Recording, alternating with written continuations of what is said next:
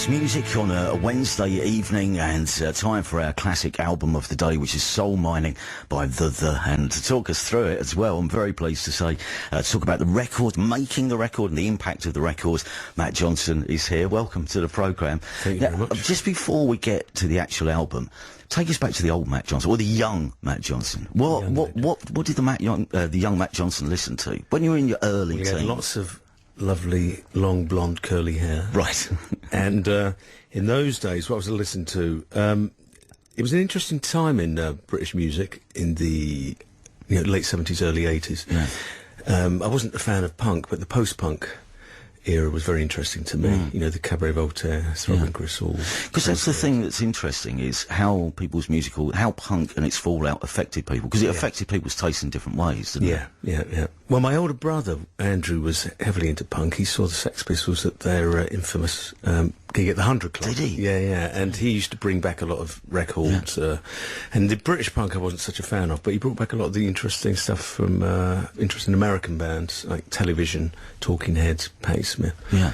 So punk itself, I think it was the punk attitude and ethos that anybody can do it. Because prior to that, it had been very sort of, with a lot of progressive bands, it had been very muso-led. And for a young guy that's sort of self-taught musician such as myself, that was kind of slightly intimidating to feel that you had to read and write music so proficiently. And so all of a sudden, with the punk explosion, there was this real sense of anybody can do it. Unfortunately, with punk, they all copied each other, so it sounded very much the same. But the post-punk bands were all very, very different and unique. And of course, over that sort of 4 or 5 year period, you had all sorts of interesting movements coming from different parts of Britain.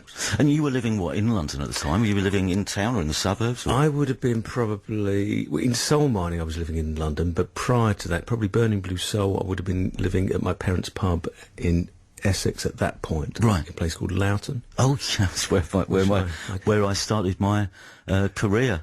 Was it? On the West Essex Gazette as a junior reporter. Yeah. Really? Yeah. I didn't spend much time in Loughton. I was as little time as I possibly could, so I was on the Central Line all the time into Tottenham Court Road. And of course, at that time, I worked in a studio in Soho, De Wolf studio, from the age of 15. So I was around the West End a lot. And so, when did you decide that you wanted to make music and to do it properly? About the age of 4 or 5. Because I grew up in quite a famous East London pub called the Two Puddings, and my uncle Kenny was one of London's, one of Britain's top music promoters in the 50s and 60s. So he promoted, the Who, the Kinks, John Lee Hooker. He promoted pretty much everyone apart from the Beatles, I think. So in the dance hall on the first floor of the pub, there was a lot of music all the time going on there. So it was very much a big part of my life from, being a baby, I suppose, really. So it was a big part. And I was doing gigs by the age of 11. I had a little band called Roadstar. This is the other thing, isn't it? Because, although, people describe Soul Mining as the debut record, you'd been making records. You'd made a lot of records already, hadn't you? You made a couple of albums which never saw the light of day. Yeah, that's right, yeah. So I was, by the time of Soul Mining, how old was I? About 21. I was a 10-year veteran in a way, doing gigs and working in a studio and putting out records. So I think that's why people felt that it was old head on young shoulders in a way. Yeah. It sort of a debut, a major Labour debut, but it was actually quite a long time coming. Yeah, it takes a while to get there. I suppose we should mention as well, one of the things you were saying about the fallout of punk and the DIY ethos, one of the great things was all the labels. And so obviously a lot of those labels, which became, very influential at the time, were after you from quite early doors, weren't they? Some Bizarre, which was a classic label. You were on their first compilation album, I think. 4AD. And then 4AD. Yeah. It's an interesting point, because this is, there's the launch of people like, there's the Mute label as well, which eventually gives you Depeche Mode. You can see already Human League developing from Travelogue into what will become Dare, and it's all this stuff, and into this landscape, your first proper record, Burning Blue Soul, and even given, the experiments of the time, it's a very versatile but sometimes confusing record, I would say. Well, I was, how old was I at the time? 17, 18 or whatever, so teenager. I think the thing was, because I was working in recording studios, I was learning a lot about tape manipulation. I was quite inspired by very experimental music, I suppose. Likes of the Residents, and as I mentioned, krautrock and suddenly learning all these techniques. I mean, nowadays, of course, musicians have access to samplers, but then you had to do it with the old tape recorders, slowing things down, chopping the tape up, making loops. I had a little private room at the DeWolf Studios in Soho as a teenager, and How big is it, this room? Paint the picture. It's small. It's a small room. And is it more like a cupboard? A bit bigger than a cupboard. I'd say it's a quarter the size of this room. Right. And I was supposed to be obviously working on the company stuff, but I would sneak up into the room and just do my own stuff. So Doing what sort of things would you been doing? Oh, the tape loops. So I would get hold of unusual percussion tracks. I would record sounds off of radios or shortwave radios, and I would make up these loops and then re-record them, slow them down, reverse them. And I was building up all the backing tracks for the live performances, as well as obviously what then became Burning Blue Soul, or the album before Burning Blue Soul as well, Spirit. So. Did they ever notice you weren't doing their work? I had 2 or 3 official warnings, so I ended up leaving before I got the sack, but they were very forgiving, ultimately.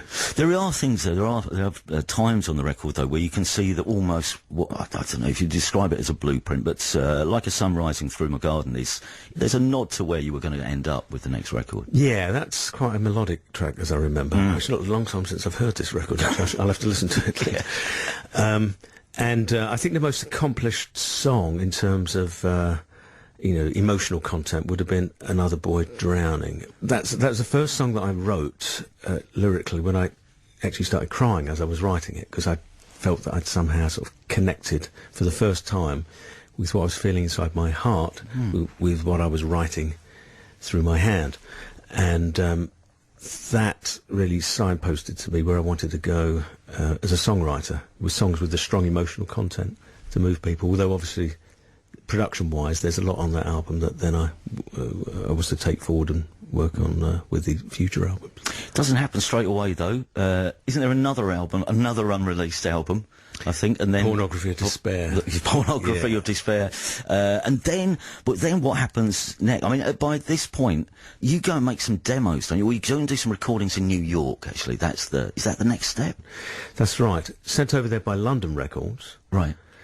And my manager at the time, a chap called Steve-O, managed to get them to pay for the trip to New York, recording these songs with Mike Thorne at Advision Studios, but without signing any contract. So the recordings came out very well, and he hawked them around various other record companies, and CBS outbid London Records, and I went to them, much to London's fury. Yeah, they weren't very happy, but no, I can understandable. Yeah, I can imagine.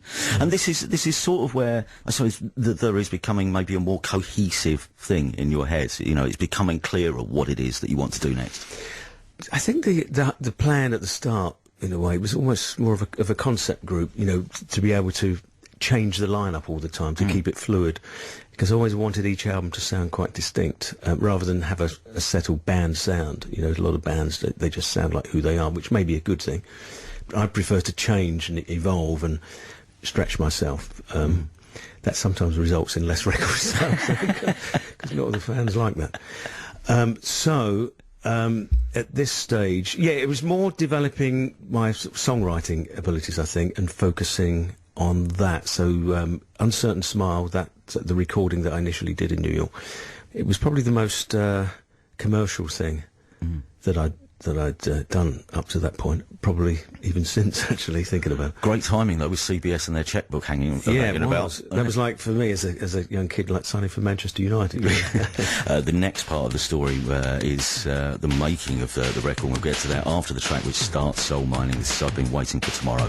All Mining, and that's I've Been Waiting for Tomorrow all my life. It's our classic album of the day-to-day, and Matt Johnson is our guide through the record. I mean, it's a perfect start to this record, in that it seems to set the scene, I suppose, of what we're going to get. Yeah, it was very. That's the most aggressive track. And Waiting for Tomorrow features the drumming of my old friend Zeke Manyika, who at the time was also in Orange Juice, of course. There's a lot of anger, a lot of impatience, and for some reason, although I was very young, I was sort of 19 or 20, I was, being aware of I suppose, propaganda and awareness that things aren't all they seem. Well, it was a strangely sort of paranoid time, though, wasn't it? I think if you go back to, I suppose writing this record in '82, it comes in '83. So around the '82, '83 era, you've got the Falklands War, the Cold War, the campaign for nuclear disarmament, the struggle against apartheid. You have all these major issues at play. Yeah. With, I'd say, this sort of almost this landscape, this slightly paranoid, slightly scared, spooked landscape. You're where? Because you write this album. You write the album at home in a little flat somewhere, or you write it in the studio? It was over a few years. Like, some of the songs are a bit older, so some were in bedroom, mainly in bedrooms. Me lying on the floor with my pencils and paper, probably. Because that's one of the things that, going back and listening to it, I didn't remember it being as claustrophobic at times as it sounds. It really feels like it's written in a room. You can feel being inside four walls. So you've got, the outside is outside, but actually there's a lot of you from the inside. Yeah, particularly, songs like Twilight Hour, of course, which is very, very claustrophobic, and that, again, is a story of a relationship and the power struggle within the relationship, and the insecurities rise to the surface during the course of that song. Other songs like, Soul Mining itself, the title track, again, is quite emotionally paranoid, I suppose. Yeah. It's hard for me, I don't listen to my own stuff very often, to be honest, these days, so it's hard for me to put myself back in that frame of mind. I'm a lot happier as a person now. I should hope so, because the person in this record... This Is the Day is a hopeful song. It's quite a happy song. Well, that's the thing, because at that point, you think, having contextualised the album, you open the album, and it's quite a vicious-sounding opening, and it's trying to, it's like a wake-up call to do something, right, to sort things out, to get a grip, and then you think, this is the day. Yeah, this is good. Oh, I see. Right, we're going on a trip. But then after that, it's just, man, you're bombarded with your own anxieties. Yeah, and the sinking feeling. I mean, that really was, particularly the chorus of that really summed up what was then later to become known as Generation X, I suppose, or, the Beaten Generation, as I mentioned it myself. Symptom, what is it? I'm just a symptom of the moral decay, which is gnawing at the heart of the country. So that really summed up, I think, where we were at that point. What did we have? Unemployment at 3.5 million. I was also signing on the dole myself for a couple of years, so I was certainly experiencing what I was writing about. Yeah. If it was written in, on various bedroom floors, it was made at John Foxx's studios. Yeah, which I later bought, actually. It was the Garden Studios. Right. Big, comfortable room, underground. It was in Shoreditch. It was in a basement. In those days, it was genuinely edgy, because no one was around. It was very dark, underlit, and industrial buildings. Yeah, this is the atmosphere of the time, though, isn't it? As you say, it's slightly dark. Yeah, it's giving the whole record atmosphere. Yeah. It was a lovely atmosphere in that studio. It was very, being a basement, you lost all sense of time. I wanted to go for a combination of acoustic instruments with a certain amount of electronic. Live drums wherever possible. We used things like accordions, marimbas, violins and cellos, pianos, and I sneakily borrowed John Foxx's Juno 60, I think it was, because John would say, now, guys, you can use anything in the studio that you want, but don't use my Juno 60. I've only just bought it, and he locked it away in the cupboard. Right. And of course, after a few weeks, we got, the temptation was too great, so we broke in, got his Juno 60 out, and started using that all over the album. And one night he came home, came in unexpected, and course, he just raised a quizzical eyebrow and let us get on with it. But so it's a very a warm-sounding record, because also being done, obviously, on tape, as everything was in those days. It's interesting as well, just the list of instrumentation which you give. I think it's the early signs of you wanting to do something cinematic as well. Yeah. Well, I think that also ties in to when I was a kid. I think the only records we had the Beatles' White Album, and then we had a few film soundtracks like Lawrence of Arabia by Maurice Jarre and a few other ones, and also working for Dwarf, which specialised in film soundtracks. So it's something that I loved, and as a kid, you probably remember some of those amazing film themes, the Prisoner, for instance, The Avengers. There was fantastic film and television themes, and that's something that I I love from an early age, so that was a natural thing for me to work towards. But I did try to make the album sounding quite cinematic, particularly the closing track, Giant, which is a very cinematic track. Yeah, very much is. What was the highs and the lows of the record? The track that was most difficult to do, and the track which you thought, actually, this has come alive in a way which even I probably hadn't seen. This is my success. I can walk away from this thinking this is good. I think Uncertain Smile was a tricky one initially because, as we mentioned earlier, I'd already recorded one version of that in New York with Mike Thorne, which was successful as a club record. So revisiting that was sort of tricky, and I wasn't happy with that until we got the piano solo at the end. And of course, and that was quite fortuitous, really, because Jools Holland is not somebody that I knew personally, and he was suggested by Annie Rosebery, my A&R lady at CBS. And Jools came down one afternoon because we had this long outro. We were thinking, how are we going to deal with this? How are we going to feel this? Always a problem for bands. How does this one finish? Exactly. How do we end it? Exactly. And we happened to have a beautiful little Yamaha, I think it was a C5 mini grand piano in this lovely live room. So we thought, well, it's got to be piano. And Jools came down dressed in his leathers on a hot summer's day and performed this track in its first take, apart from one drop-in, but first take. And at the time, Paul Hardin and myself looked at each other as Jools was playing it and just gave each other a nod, like, we've got it, we've had it, because that track was causing us problems until the piano solo. Does Jools Holland get a standing ovation at the end when he finishes and the tape switched off? Well done. Well done, that man. We were very, very happy. Very, very happy. Other tracks that were tricky, I think probably Giant initially, because some of the songs I was writing in the studio, and those tracks really evolved throughout the process of recording, so it was putting something down and then really just experimenting in the studio. What do we need here? No, let's try this, try this, try this. And the chanting thing came towards the end. With Giant, that's what really brought that to life. Yeah, very much. So that was that in a way, and I chose that as the closing track on the album because, again, it's, although lyrically you could say it's a sort of existential anxiety that's being expressed, but it's musically it's a very uplifting song. And I think there was always that dichotomy, really, and in a lot of my stuff I was trying to express the positive emotions musically, but probably lyrically giving the, I didn't want things to sound too saccharine, so I would then add the little sort of twist of melancholy, but musically I tried to make things as uplifting as possible, and I think in that track it's a very, very warm and uplifting track, which is what we intended to do.